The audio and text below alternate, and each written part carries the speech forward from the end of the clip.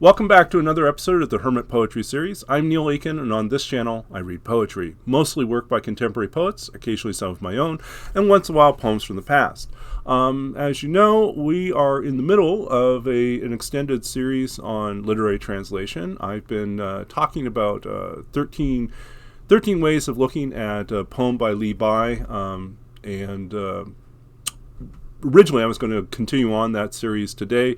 I finished recording what was supposed to be the final episode, and it is so long that I'm going to have to break it up into 2 or 3 episodes again. So that's still in the process of being edited. In the meantime, I'm going to read something else. I'm going to read from a different Chinese poet by the name of Wang Xiao Ni, a contemporary poet.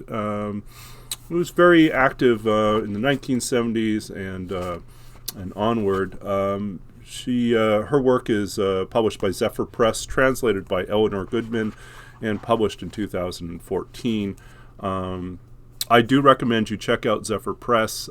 They do phenomenal work, both in terms of their selections of translations and the quality of the work that they publish, as well as the beauty of the books and I find it's a delight to own books published by Zephyr Press. So Chinese translations, Russian translations, and lots of other translations. Very, very high quality work. Highly recommended. So this poem is entitled Typhoon, number 1. The night of the typhoon, the sky was full, the world destroyed. From west to east, herds of black cattle rolled on their heads. The wind's hoofs beat at the windows. Everything on the ground rose to the sky. The people were packed into the night. The night was packed into an exploding drum. The wildly arrogant air presented rolling tanks from another world. There was no sign of resistance. That's just the way the extraordinary happens. So that was Typhoon number 1 by Wang Xiao Ni. Please do check out more of her work, especially in translation, and stop back often. If you like this video, please like it and comment below. Subscribe to this channel. Check back often. Every Tuesday, Thursday, and Sunday I have new episodes up.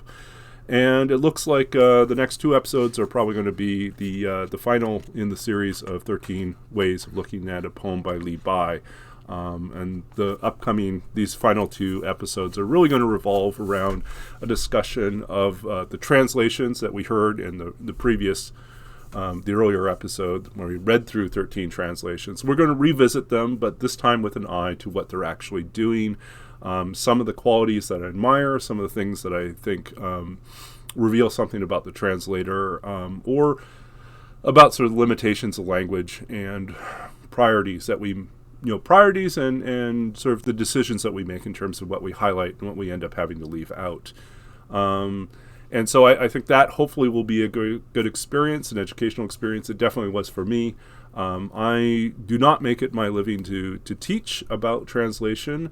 And there are certainly many of my friends who are much more qualified to have these type of discussions. But as someone on the periphery who has done literary translation in the past, and continues to be interested in it, I felt it might be useful to have a discussion somewhere in the midpoint, not quite amateur, not quite expert, but somewhere in the middle, to have a discussion of what's actually happening in those translations, maybe to pull back the curtain a little bit and see something of what's in the language, what's in the thought process of a translator, and some of the things that ultimately we can't do, or we long to do, but simply don't know how.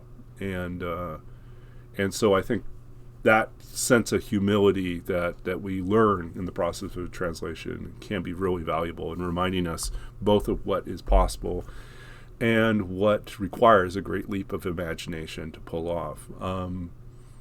And also the things that we have to sacrifice along the way. So in any case, I hope you enjoyed this particular video. Please like it, check back often, and we'll be back in a couple days. And until then, stay safe, stay well, and keep reading poetry.